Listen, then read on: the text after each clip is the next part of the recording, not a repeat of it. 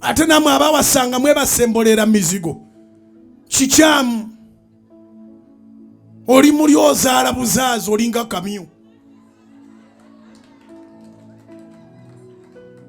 Oteekwa okuzimba nyazaala wabeera maama wo.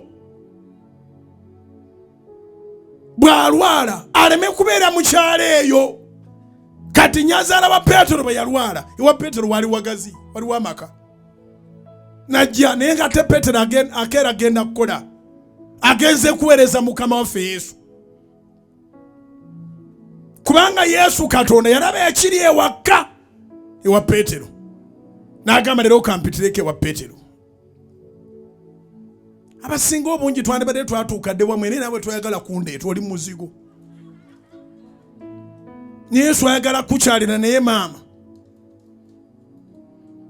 Nawe kenyini twayagala mugamba nti Yesu jangu ewange.